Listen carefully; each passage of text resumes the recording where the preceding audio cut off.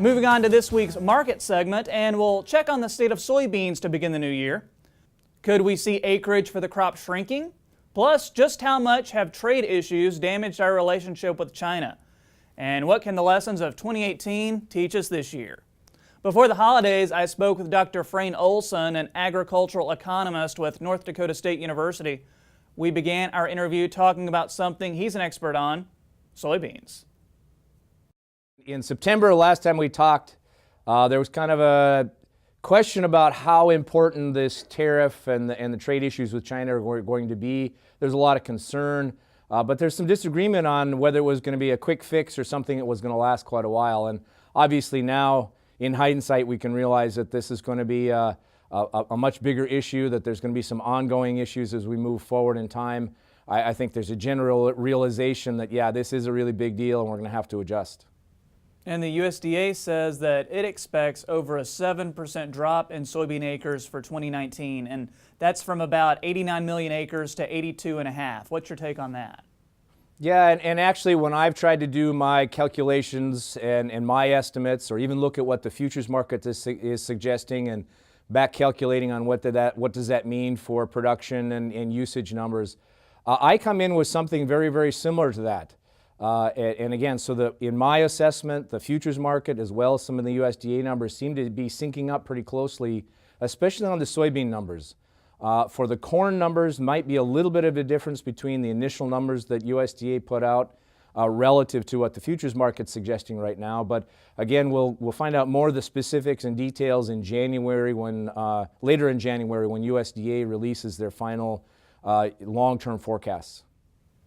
And assuming these trade issues with China get resolved sooner rather than later, do you see that things are going to get back to business as usual? Do you think there's going to be lingering issues? What do you think?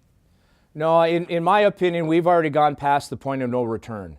In my opinion, we're looking at a new style of soybean industry in the United States.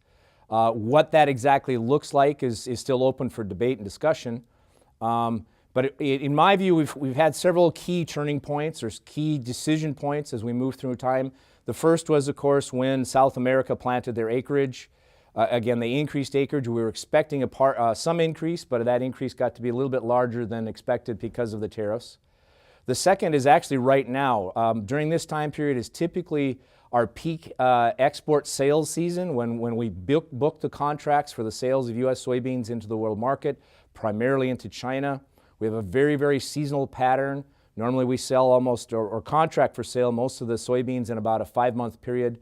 We're a long ways through that and our export sales are way, way behind. So there's going to be a lot of uncertainty about will our export sales season linger a little bit longer? Will we be able to pick up some additional sales from other countries? We're going to be able to backfill some of the lost demand base we had in China during this time period when they normally buy from us very heavily.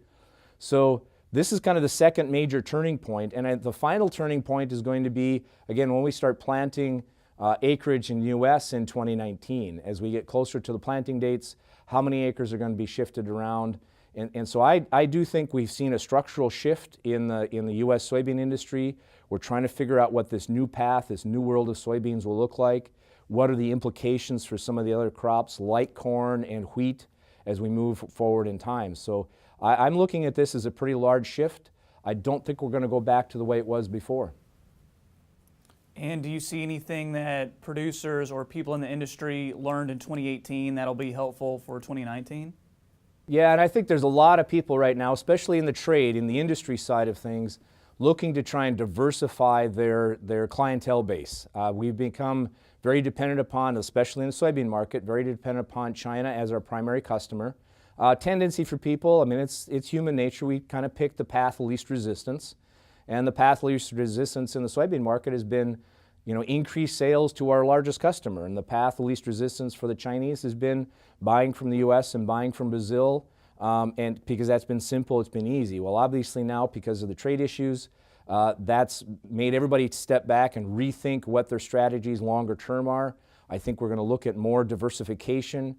I think there's going to be an increased emphasis on trying to sell soybean meal, especially into some of the Southeast Asian countries that aren't as interested in the raw soybeans.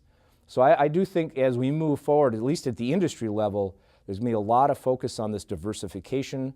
What are some of the alternative market outlets? And that will move back through the system, obviously, to the farm level, and might influence, obviously, the flow of grain and the timing of that flow of grain, and then potentially the impact of profitability of storage and how farmers have to manage their inventories.